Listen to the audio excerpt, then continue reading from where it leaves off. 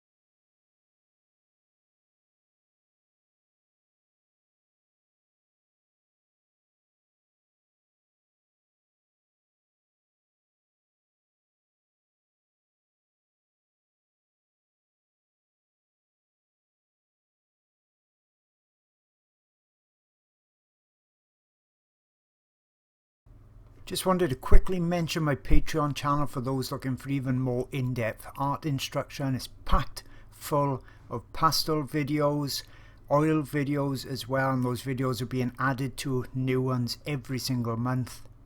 I have videos for the complete beginner that have never done pastels or oils before with just limited supplies, and I take you from the very first blocking in all the way through to the final detailed drawings and paintings. I've also got some really unusual subjects as well, and in all of my videos I always take you through all the details. You see everything I do, how I create my work. But it's not just for beginners, it's also for novices, and I also show the best artwork that I've ever done as well. And this particular elephant video spans 6 hours, so you know you're going to see tons and tons of details, tips and techniques.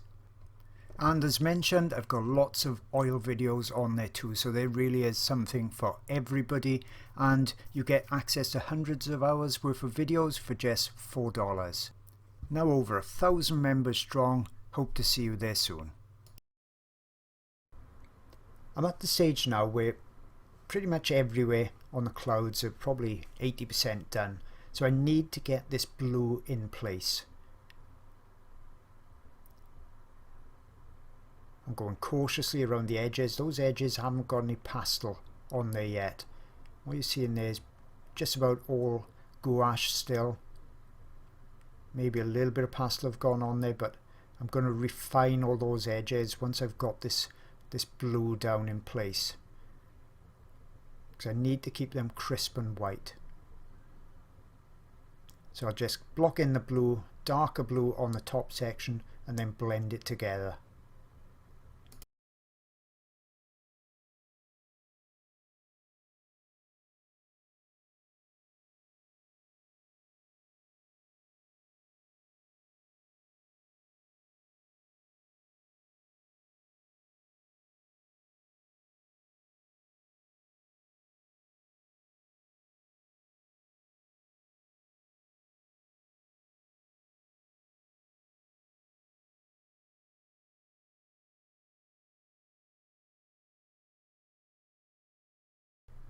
So now it's time to blend these together.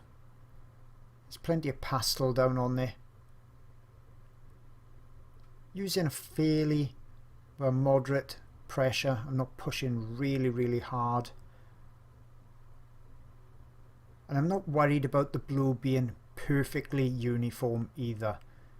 A little bit of variety sometimes, even in the sky, adds a bit of interest to look at, rather than it being just a pure even blue.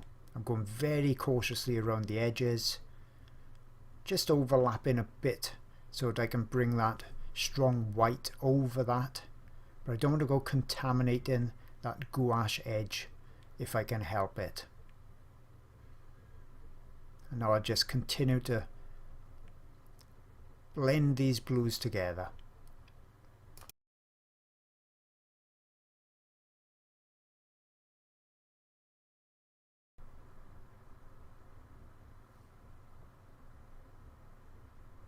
Okay, so now it's time to add that final refinement, that final detail. So what I need to do then, I don't want to be rubbing my hand on the surface. I don't even want to use glassine paper and rub on there. So I'm using my marl stick, and none of that marl stick is touching the paper. It's allowing me to have a steady hand as I'm putting in the light blue at the moment for the wispy clouds on this top left hand corner. So it's really steady in my hand, but keeping my hand from that surface of the paper. I don't want to rub any of that at all now.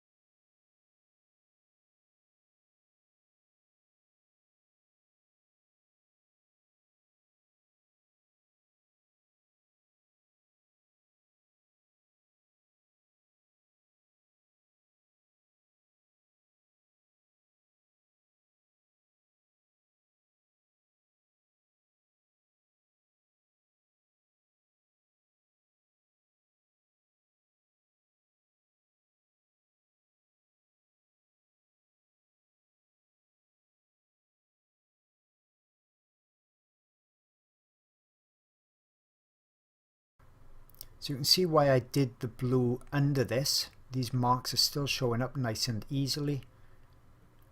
But I want this whole section to be quite subtle. The drama is all on the right hand side of the drawing rather than the left. I don't want everything competing for attention. So I'm making sure this is not too punchy and not too contrasty.